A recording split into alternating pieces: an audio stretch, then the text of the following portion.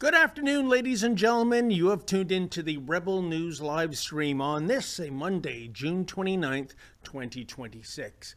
I'm David Menzies, and my co-host, well, you know what, folks? There's a very good reason why they call Quebec La Belle Province.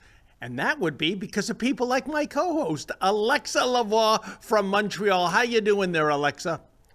I'm pretty good, and you? Well, okay, I think I'm on thin ice in regards to HR policy. Thank God we don't have an HR director at Rebel News yet, but in the meantime, I'll live dangerously.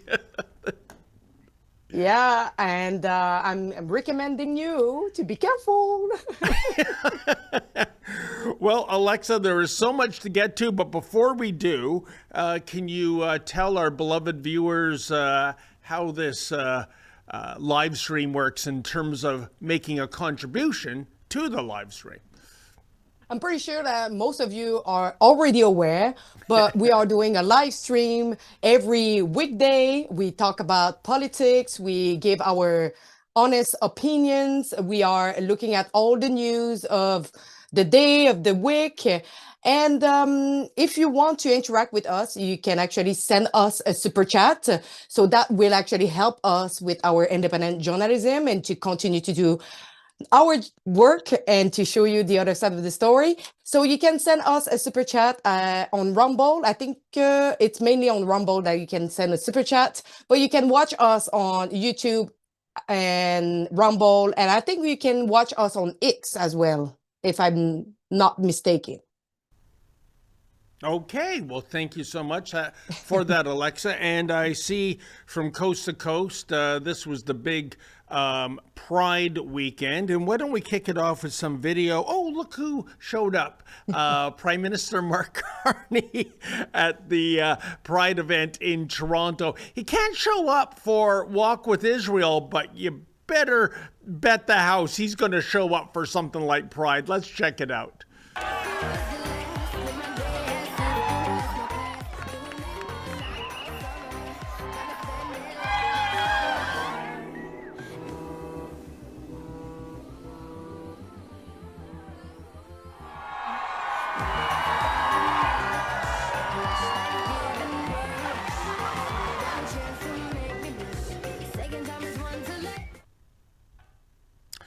Well, I guess in one respect, he is a prime minister who literally has skin in the game. His daughter is confused. She's identifying as his son right now. So I guess when it comes to the whole transmania, Prime Minister Carney is down with that. But, you know, Alexa, in the bigger picture, let me ask you this. I would say once upon a time, there was rationale, there was a reason for a pride march in terms of that community getting equal rights. Because we know in yesterdecade, in terms of getting a job, in terms of getting an apartment rental, you know, in the dark old days, if it was found out that you were gay, for example, you were off the list. We didn't want you, right? I would say in 2026, all those battles have been fought and won. In fact, won to a point that if you're a member of that community, you are advanced for a job in certain sectors under DEI. So I guess what I'm asking you, Alexa, is like, why are we having pride parades in 2026 to begin with? I think it's not like the pride in itself that is actually not wanted that much. I think it's all the degeneracy and all the disgusting thing that we are seeing in the pride, like people walking naked, people playing like furry and pretending to be cats and dogs, having people who are really proud to have a double mastectomy and showing their scar to everybody. And it's like this kind of crazy activist that comes with the pride that people don't want it anymore. They just say like, this is just going too far and too much. I remember in the time I used to go to the pride because I'm the kind of person that I support the LGBT community. But now it's not what we are saying. It's like, if it was like a familial celebration that that it's only one day, like not a month, but just one day as it used to be, I will have no problem that people are just like, celebrating, like if it's like actually decent, and like that people like are just celebrating as like a normal celebration where the kids are welcome and there is nothing to push in the throats of children and us. But it's not the case anymore. What we are seeing is literally like some people who just want to use that time to do everything that is not legal usually. Like all what like it's illegal, they are just doing that in front of everybody, in front of children. There is some people who are not even in the community and use that day to just walk around naked because they say, why not? It's the day that you can do whatever you want. And this is where people don't want it anymore. No, you know what, Alexa, you raise a good point. And when you were speaking earlier, we had some video footage which was heavily pixelated because these men were marching with their junk out. And here's my two questions, Alexa. One, why is pride equated with nudity? Look, if you're a proud homosexual, proud whatever, why do you display it by taking your trousers off? I do not get it, and if anyone can educate me on this, I'd appreciate that. And again, to your point, this is in front of police officers. This is public indecency, right? Now, I know the battle for female toplessness, that was won decades ago by Gwen Jacob of Guelph, Ontario. So you can walk around with your breasts on display. But for both sexes, you can't walk around with your genitalia on display. So again, my two-pronged question, why does nudity, why is that equated with being proud? And why don't the police lay public indecency charges? I remember when I covered the Pride in Toronto, I think it was last year, and I actually interviewed some of the people who were walking totally naked, and there were many. And I asked the police like why they are not acting, because it's supposed to be illegal to walk around naked, especially with children around. And it seems like on that day, they just don't act. They just don't enforce the law. It's just it's the Pride Day, and wow, they can do whatever they want. And this is disgusting because, as I say, I even interviewed a woman that was there with children's, and I asked her, "What do you think of that?" And the fact that she answered, "Oh," like smiling and laughing, it's like, "Oh, it's nothing." I was like, "I don't think so. There is a guy with a cock ring on his penis." So I'm just like, do you really think that children have to look at this? No, you're right. These are public streets. It's not like it's a cordoned off nudist colony, for example, right? Private property. And I gotta tell you, I'm looking at some of your footage from last year. I'm sorry, this is gonna sound terribly sexist, but how come it's never hot chicks that are running around fully naked? It's always these guys.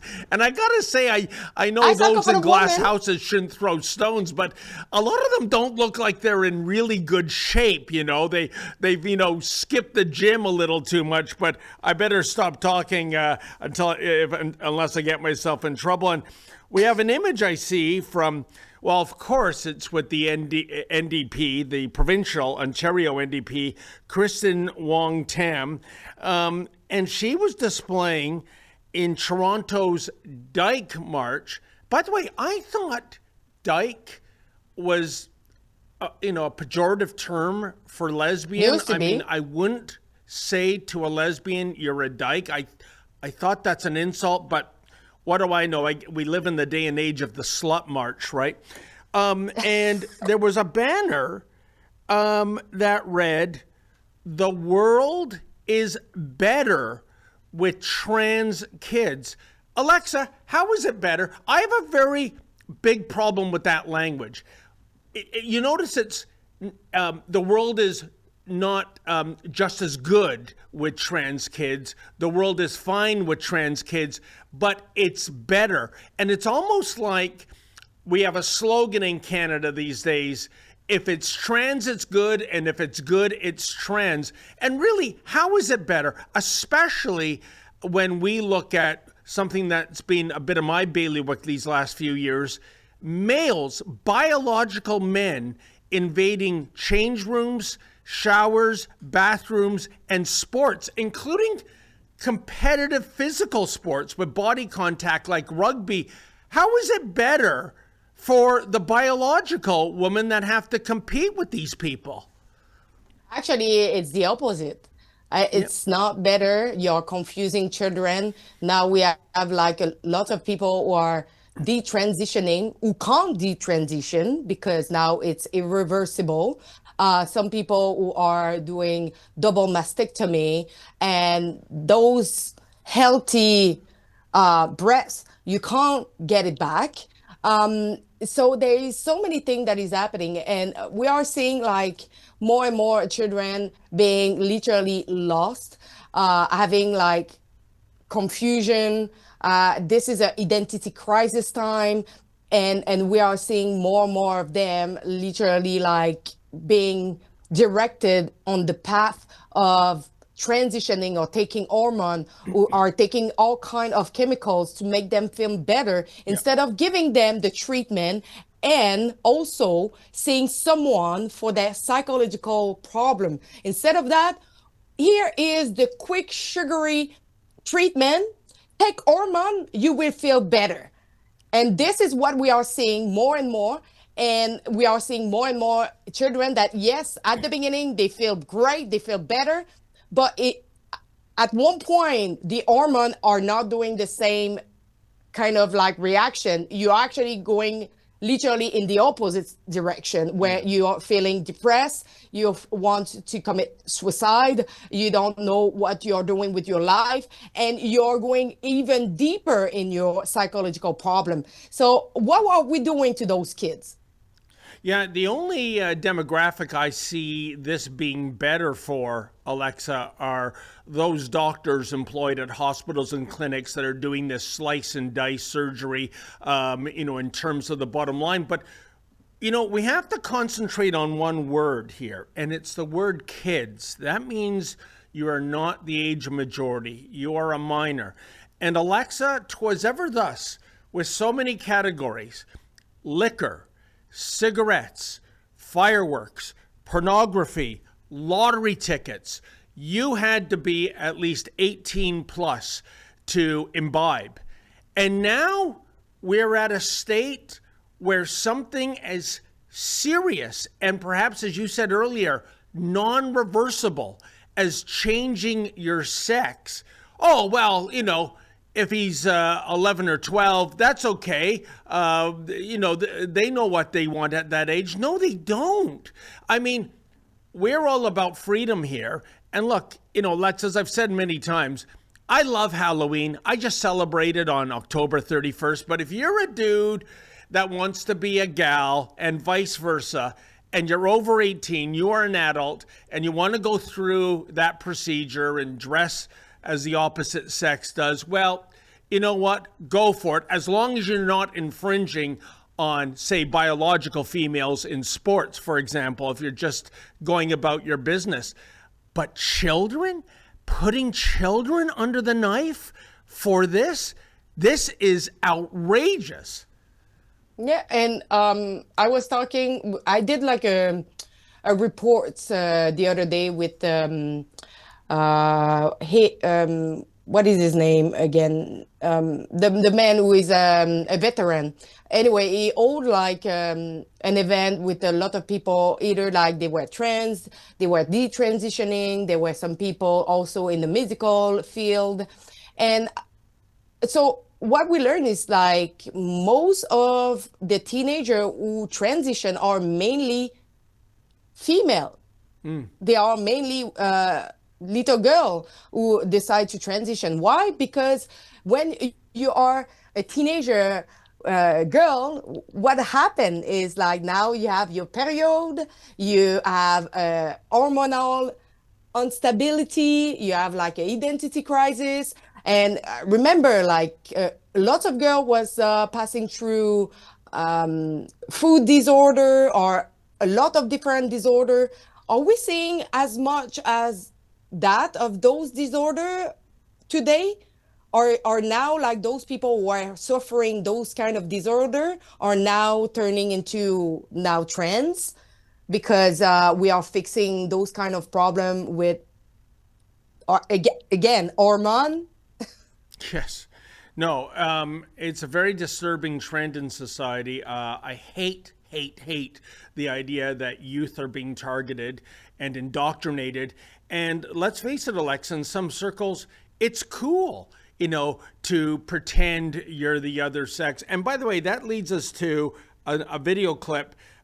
Basically, why is Disney, which is a company, of course, dedicated to making movies for children, marching in the San Francisco Pride Parade? Let's check this out.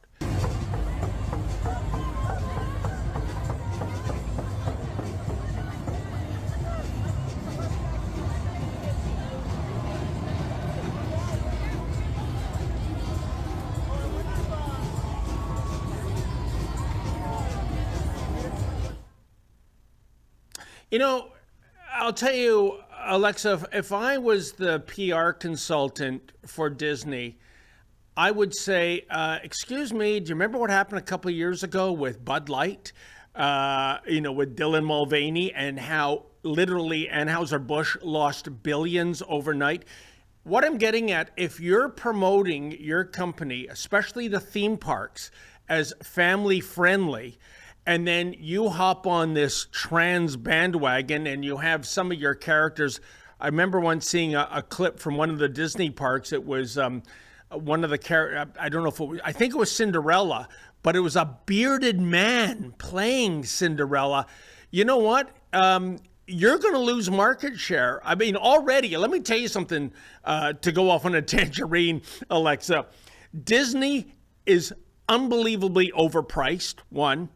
B, compared to other theme parks like Universal, like Six Flags, the Cedar Fair parks, it is overhyped. The kind of rides you're getting are not anywhere near the world class. What I'm saying, there's no reason already to go to a Disney theme park based on those two reasons. Now you're giving people another reason not to go. As I say, go woke, go broke. Yep. If you continue to go to that into that path, there is some parents who will be concerned about their kids watching Disney show, and it's actually normal. You don't want like your child to be indoctrinated. There is already the school system. You don't want the TV as well, like are doing the same way, the same thing. Yeah. And we have some other videos too, Alexa, two videos here that there's no way to describe the insanity when these two sectors come together rather. And it's this whole idea of the pro-Hamas or pro-Palestine crowd being embraced by the pro-trans crowd. And by that, I mean, if you're a member of that community and you think these two groups are simpatico, go to Gaza. I'm going to give you some economic advice. Buy a one-way ticket because it's very likely you're not coming back. I'm sorry to say that, but that's just the reality. So why don't we show these two clips, one of which involving Mayor Olivia Chow, of course, and let's try to make sense of it all. Happy Pride, Mayor Olivia. Oh, hello. Can we get up in Palestine? Yes, Happy Pride. Happy Pride. Yeah, so free Palestine. Again, Alexa, this from a mayor who won't march with Walk with Israel. And isn't it funny? In the entire Middle East, what is the one nation that has not one but two pride parades every year, that would be Israel. In other words, you can be out, you can be queer, you can say it loud, say it proud. Nothing's going to happen to you. On the contrary, you can march in a parade. Go to some other countries in that neighborhood. It's a death sentence. So can you explain this to me? Because I have nothing. I cannot explain to you as well. Last year in Montreal, we had two different pride parade. The first one was like the regular one, but there were a second one of activists finding that the first parade was not going far enough.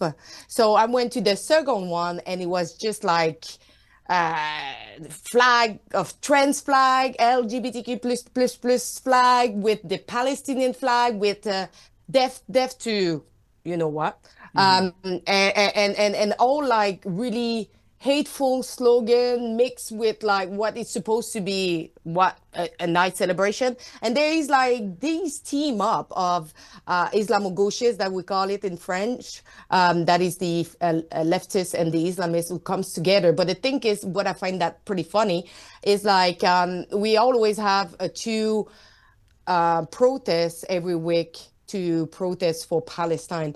And there is always like the one that is the student with like all the queer, LGBT, whatever activists. And on the other day, it's all mainly Muslim background. Mm-hmm. And in the Muslim background protest, those LGBT, whatever, they are not welcome. They already told me that they are not welcome with them because they don't share the same values regarding like all this craziness. So there is some people who are still honest, at least, like they are saying like out loud that they don't want them. But we are seeing a lot of, I would say, hypocrites who are marching together hand to hand. And you know that if they were in Gaza or another like Islamic nation, I'm wondering which one will actually survive the longest. You know which group? That is the key question, because Alexa, you're 100% right. When I go on campus, and it's across North America, it's in Europe as well, you see this unholy alliance between the Islamists and the Marxists. And you're right. The values of both groups, they're not all that compatible, especially when it comes to LGBT rights. But for the meantime, they'll park their animosity and subscribing to the enemy of my enemy is my friend.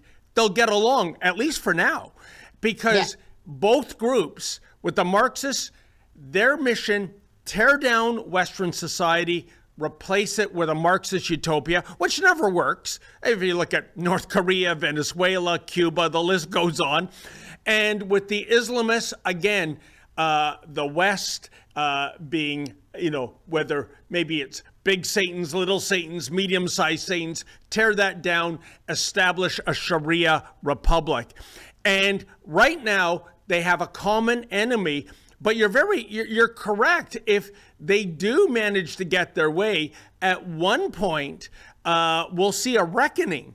And I only go back 47 years ago to the Iranian Revolution, Alexa. And as you know, the leftists were teamed up with the Marxists. And as soon as the Shah fell, guess what?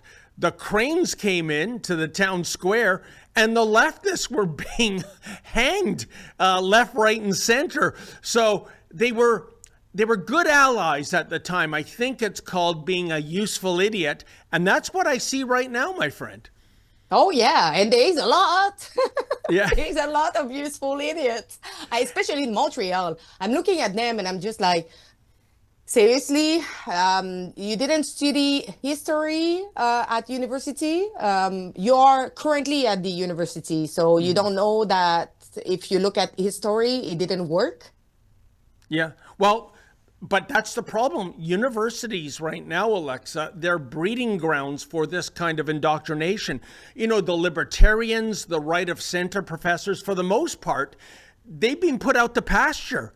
It's an echo chamber of leftist thought, and they buy into this crap. And that leads me to this other video that I spoke about.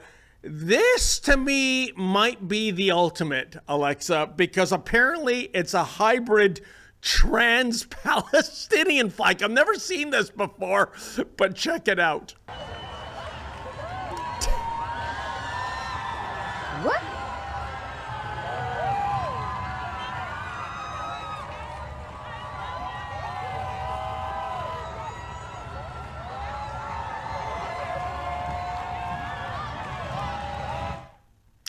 Oh my God, like lambs to the slaughter. But by the way, what's the deal with Bullwinkle, the moose? Is that for the furry community? But you know, one thing's very interesting about who is in that little segment marching with the trans-Palestinian flag. Do you notice the number of white woke women? And I hate to be racist and sexist, but I'm just calling it like I see it. And you know, Alexa, the best book of the year so far is Suicidal Empathy by Gad Saad, who talks about, it's a good thing to have empathy. That is a positive characteristic, but it's not good to have if you're supporting those people that hate you, that want you dead. And that's what we see when you have a flag that is half Palestinian and half transgender. Again, go to Gaza and fly that flag. I dare you. The problem is like, I can actually relate a little bit of those women. You know, when you're not really involved with politics and you are just seeing like propaganda video, and you're actually being indoctrinated by the emotion, not the facts, emotion. And, you know, women have a tendency to be really, really emotional. So I can understand that there is like some woman in the streets literally like supporting what literally will destroy what they are actually like chanting for.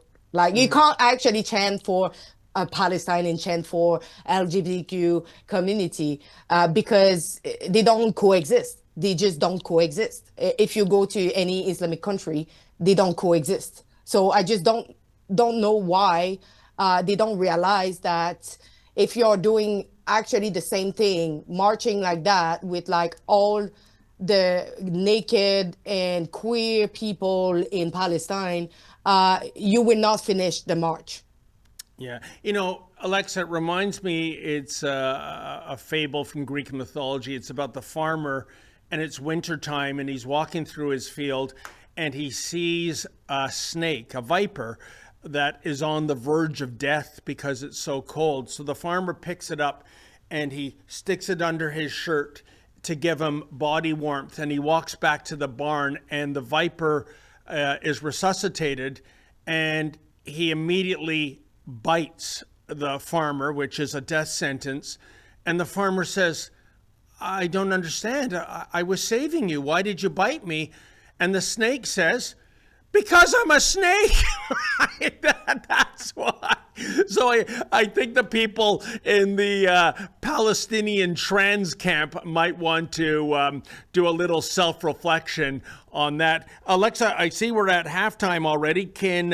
I believe we have to go to an ad break, so let's pick it up on the other side with some more carny capers. For generations, many Canadians have preserved more than just firearms. Many of our men and women They've clad in preserved uniform. history, tradition, competition, memories.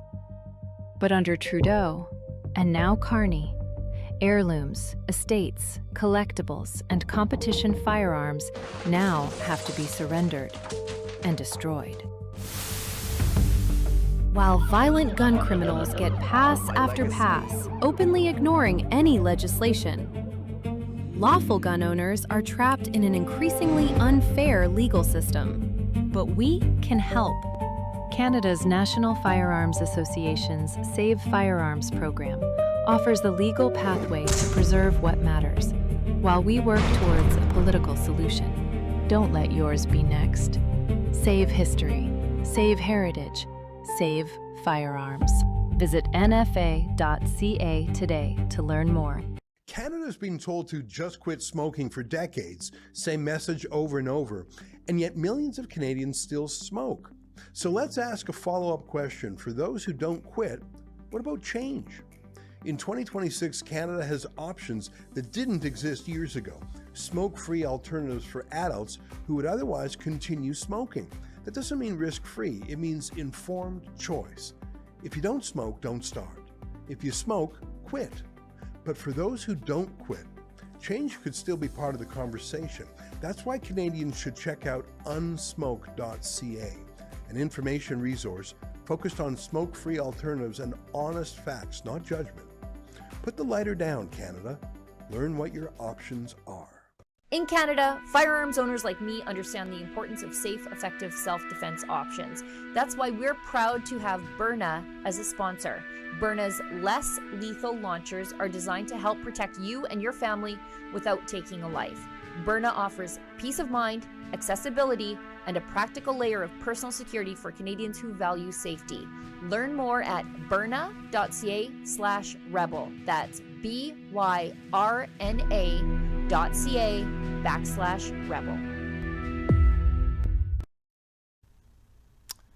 Now, Alexa, before we get back into the meat and potato of things in the second half, I have a ad read for Rumble Wallet.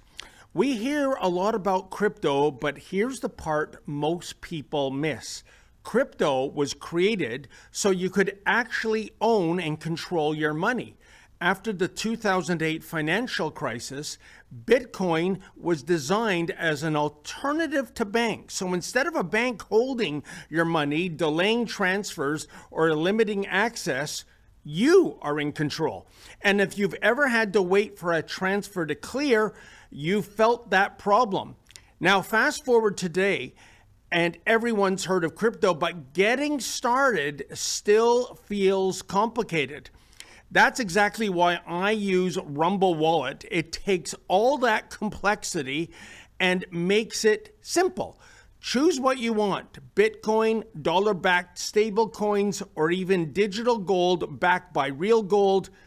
No complicated setup, folks. It connects with MoonPay, so you can use your credit card, debit card, or bank and be up and running in minutes. Once you've set up, you can even support your favorite Rumble creators, like me, directly. So do this now. Scan the QR code or click the link in the description and download Rumble Wallet. From there, you can set up your wallet, tap buy, and you're in the game. In just a few minutes, you go from hearing about crypto to actually owning some. And you know, Alexa, I got to tell you, for those out there who still believe cash is king, and I'm a fan of cash too, don't get me wrong, it seems that every arena and stadium I go to, whether it's Scotiabank or the Sky Dome in Toronto or Ford Field in Detroit, do you know what? They don't accept physical money. They will not take it, whether you're buying tickets for the 50-50 draw or going to the concessions or splurging on some criminally priced souvenir. Your money is no good. It's a holdover from COVID. So I think those entities that are going this way, they make the case for things like Rumble Wallet too. Yeah, and by the way, in Montreal, the underground, they don't accept cash. So Really? if you don't have cash, yeah. So if you don't have any card, you are not going to take the underground. Unbelievable. Well, then again, who wants to take the underground if it's like Toronto? This is the misery of Toronto, Alexa. It's too expensive to drive a car in Toronto, and it's too dangerous to take public transit. So it's hell on earth, folks. In any event, speaking of Hades, we have a picture of, we have a video, rather, folks, of Prime Minister Carney going on about, well, of course, multiculturalism. It never stops. Check it out.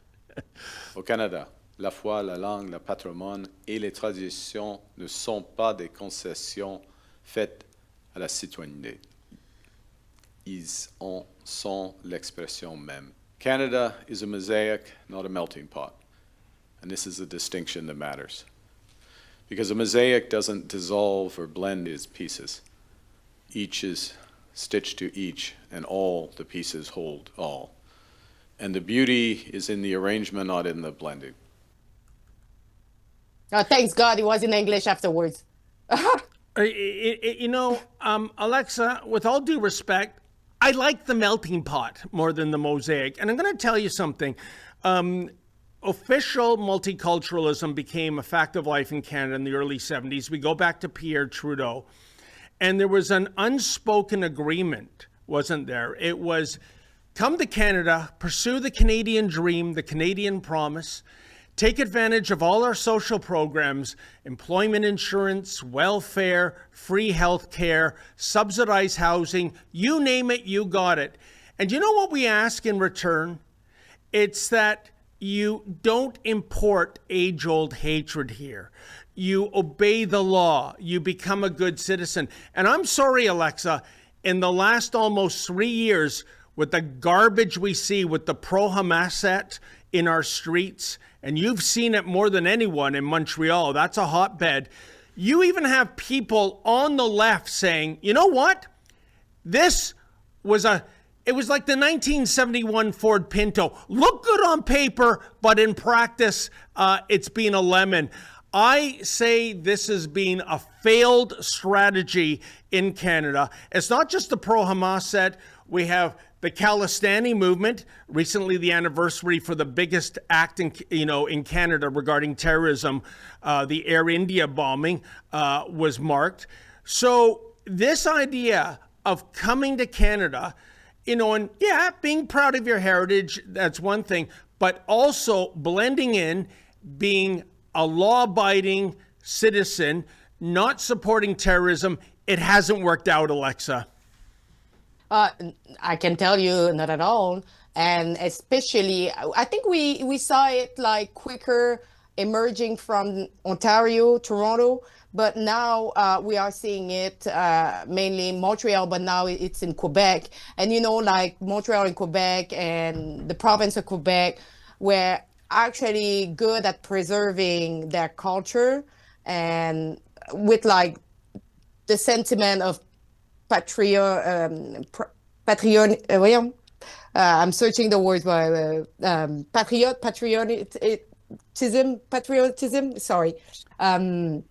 So we were able to kind of preserve who we are and everything. But now with the mass immigration that we saw in recent years, we are seeing how I can actually describe that when at one point in certain area, we don't really recognize that we are in the province of Quebec, and we are seeing people who are imposing their culture and their values on ours and do not want to integrate.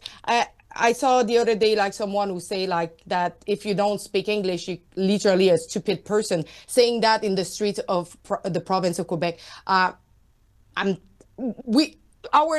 official language is French. So you're literally saying to all the people who live in a rural area that they are stupid people.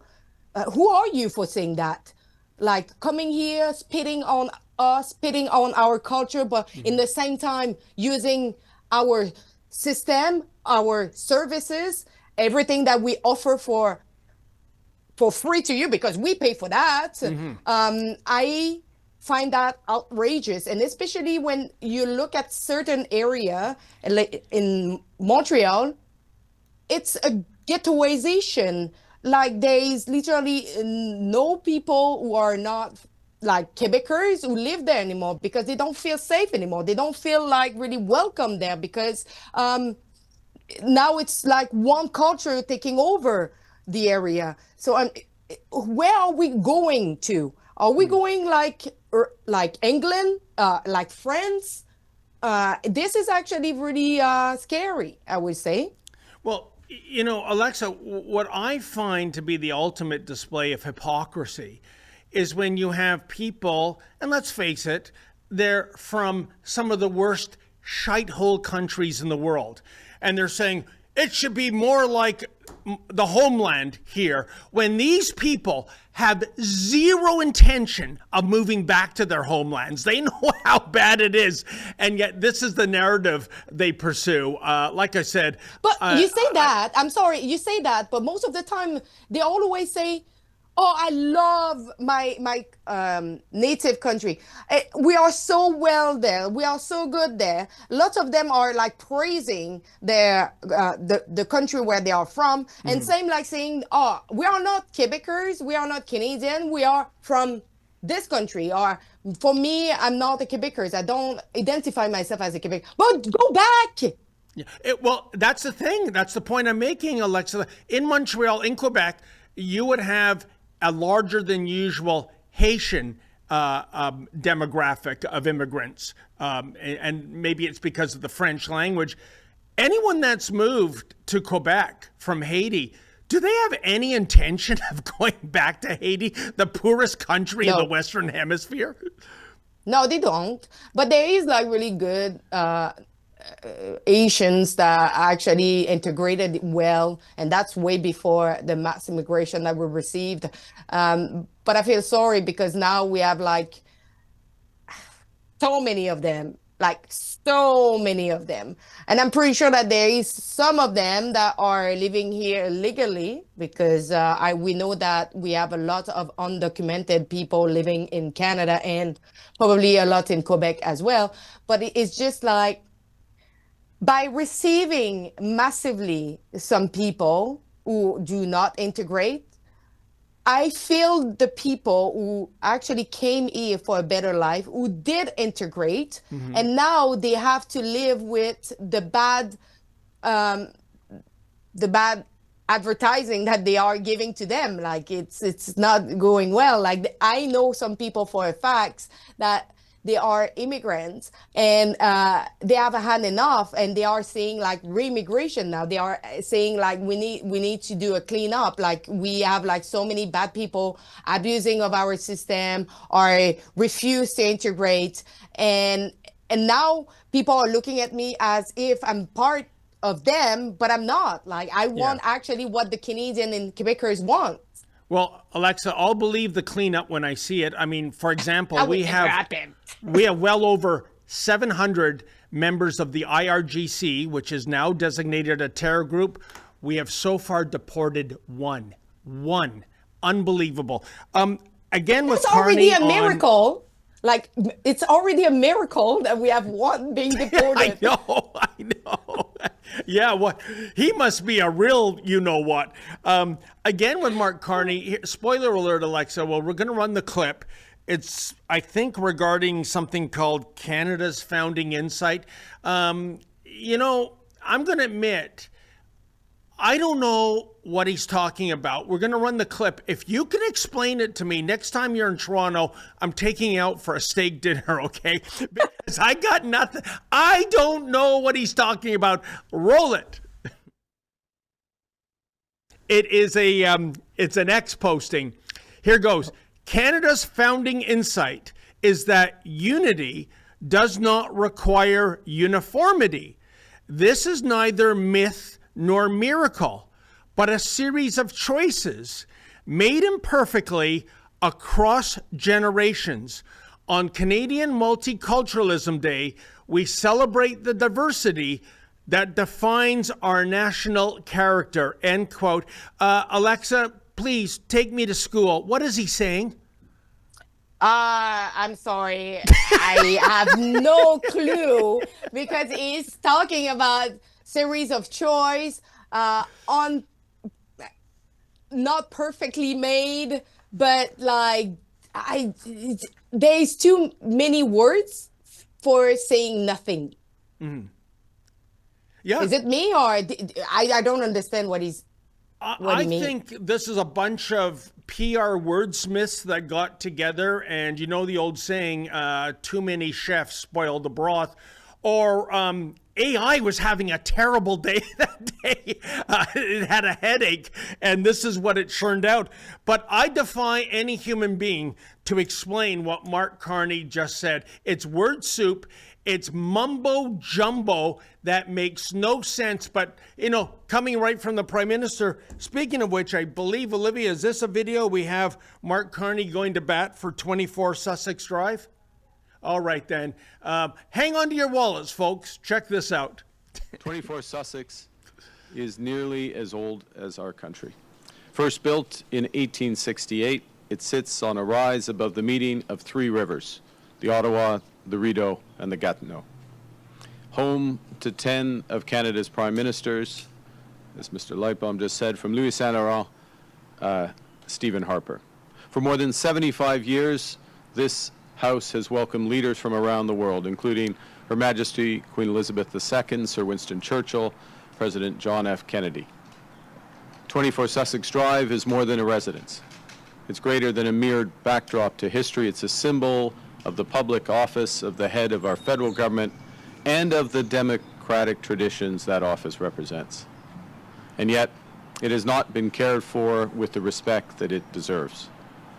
And after decades of deferred maintenance and neglect, this house sits empty. It's been uninhabitable for more than a decade. So today, our government... Well, Alexa, Prime Minister Carney is right about something. 24 Sussex Drive is more than a residence. Yeah, it's a money pit. It's a dump. And I'm going to ask you something here. I would bet you anything that the vast majority of Canadians don't give a rodent's rectum about 24 Sussex Drive. It's not the House of Commons, which is right now itself undergoing a multi-billion-dollar restoration. This is a dump, let's face it, and it would be much cheaper and way more efficient to take a wrecking ball to this dump and build something nicer, because like I said, I don't see Canadians in simpatico with the Prime Minister thinking that this is historically significant and must be saved at whatever the cost. I just don't see that. Yeah, I see the, heritage behind and why we want to preserve it. But the thing is, they didn't actually spend any money over how many decades and decades that this house have been left behind and nobody actually have care about. So why are we now talking about restoring this house when we literally are crumbling under death? Like we can't, like we have no money at this moment. And if we are going to try to keep that house that is literally falling apart, and we want to spend way more money because we want to keep the original structure, we do a big mistake. We can't, we just don't have the money. We just don't have the capital for doing this. We should do what you say. We just destroying it. You can keep some part as like a museum or something to remember what it was.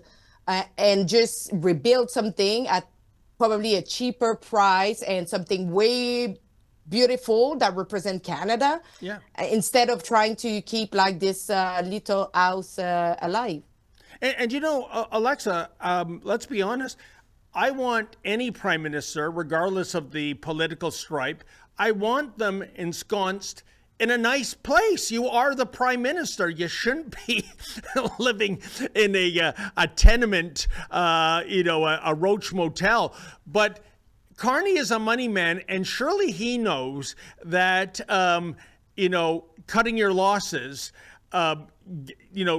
bringing this in front of the wrecking ball and putting up something new and modern and efficient is a much better way of spending money. But then again, Alexa, is Mark Carney a money man? Because our friend Holly Doan, this is interesting. She posted this. PM Mark Carney says he doesn't know if he owns shares in commercial or residential real estate. Quote, "I truly don't know," he said, after endorsing $1.45 billion bailout of distressed condos in the city of Vancouver. First of all, first things first, Alexa, are you buying that Mark Carney doesn't know what his portfolio is all about? No, I don't, because if you read the article, apparently Brookfield Asset Management was actually talking back in 2023 about maybe investment into condominium, real estate. So are we really like buying this? Like literally, we know that this company like Brookfield Asset Management was actually talking about that, and now suddenly nobody have actually asked him for anything about those condominium, and he just took the decision out of nowhere. Do you buy that? Oh, Alexa, surely the idea that Brookfield Asset Management is involved in this boondoggle, that's a complete coincidence. You know, and you know what? I don't know the path to justice here, because Pierre Poilievre, he has announced he's going to go to the ethics commissioner about this. And even if that ethics complaint holds up, that there is a conflict of interest, i.e. the Nothing prime will minister. happen. A couple $100 fine, that's it. You could find more money in Mark Carney's sofa at home than coming out of his bank account. So I don't know how to fix this, but it is an outrageous conflict of interest. And what's even more outrageous is Mark Carney, the so-called money man, saying, gee, I don't know, it's just a big lump sum in my bank account. I don't know what's what. It's absolutely outrageous. You know what? We didn't get to all of our topics, Alexa, and I know you have a hard out. You've got an interview at 2 o'clock. But do we have any super chats in the meantime? Alexa? Yeah, I can't read it because I'm in my phone, so I don't know if we can. If it's on the screen, I can read it. So yes, yes, perfect. We have NY Turtle 89. Welcome to partial premium members.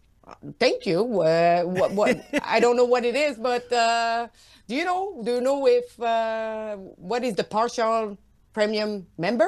I don't. That's a new one for me. It's our YouTube. Oh, nice. Welcome to our premium YouTube. That's great. We need more. That's great, because if you are actually subscribing in premium, when you are commenting, we can see your comment first, so we can actually interact with you when you are leaving comments, when you are watching our reports. So that's actually great. I like that.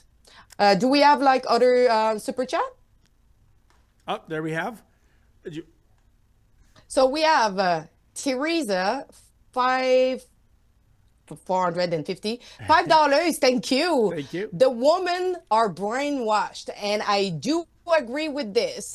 Most of women are either brainwashed on the left side, or they are just brainwashed to believe whatever they hear in the mainstream media or anything, because most of the time they are not really interested in politics. They do their own stuff every day, but there is some women who are involved in politics, and I would say the conservative women are really great, but there are really few of them, almost none of them, but there is some, and we need more women being informed, because they are the one taking care of most of the time of the study of their children and what is happening with their children. And so we need to have children who are well educated and not brainwashed by the woman.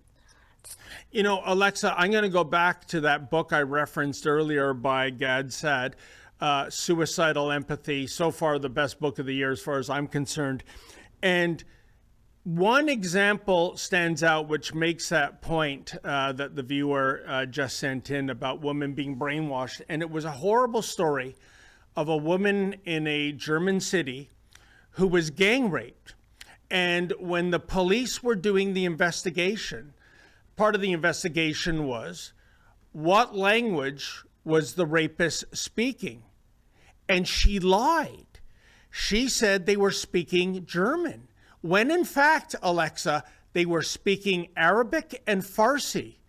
So she was so concerned about coming across as culturally insensitive by pointing to a minority group with the different language that she actually lied to the investigators, a woman who was gang raped. Can you make sense out of that, Alexa?